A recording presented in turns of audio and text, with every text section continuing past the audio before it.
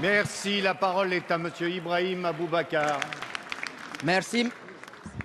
Merci, Monsieur le Président, chers collègues. Ma question s'adresse à la ministre des Outre-mer.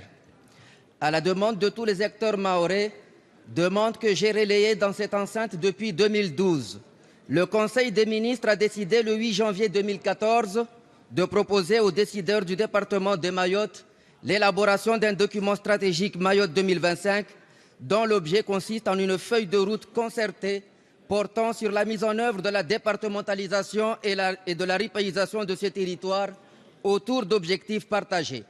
Depuis, les acteurs locaux, qu'ils soient élus, représentants socio-économiques, administration de l'État ou citoyens, se sont attelés à cet exercice exaltant et les synthèses qui en ont résulté ont été communiquées au gouvernement à la fin de l'année dernière. Le Premier ministre devait venir conclure ses travaux lors de son déplacement dans l'océan Indien qui était prévu ce premier trimestre. Ce déplacement a été reporté pour les raisons que chacun connaît et comprend suite aux événements que notre pays traverse depuis le 7 janvier dernier.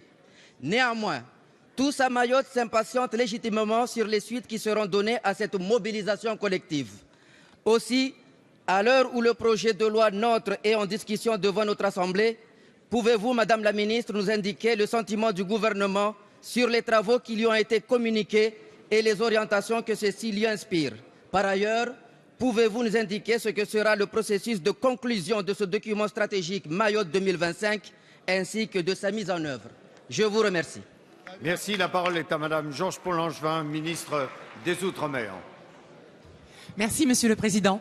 Mesdames et Messieurs les députés, Monsieur le député Ibrahim Aboubacar, comme vous l'avez dit, Mayotte est engagée dans une évolution très rapide, puisque aujourd'hui, Mayotte est à la fois département à part entière et région ultrapériphérique à part entière.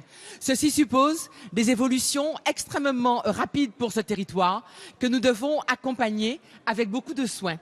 C'est la raison pour laquelle nous sommes convenus d'essayer de mettre noir sur blanc ce que nous voulons pour les 10 ans à venir, pour l'évolution de Mayotte.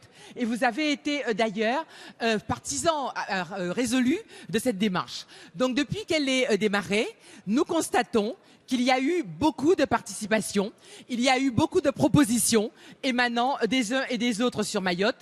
Donc actuellement, ce qui a été fait localement, c'est d'harmoniser tout cela pour arriver à un plan qui soit un plan organisé et ordonné. Puisque nous savons que si Mayotte a beaucoup de potentialités, ces évolutions rapides lui créent aussi un certain nombre de difficultés que nous devons surmonter.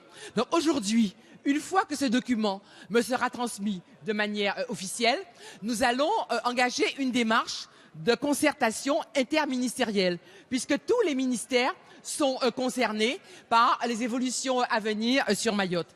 Et lorsque ceci sera abouti à un plan qui soit à peu près correct, à ce moment-là, nous pourrons passer à la phase de signature. Ce que je peux vous dire, c'est que d'ores et déjà, nous nous félicitons de la qualité du travail qui a été fait par les différents partenaires sur Mayotte et que nous espérons aboutir dans cette démarche très prochainement et en tout cas avant la fin du premier semestre de 2015.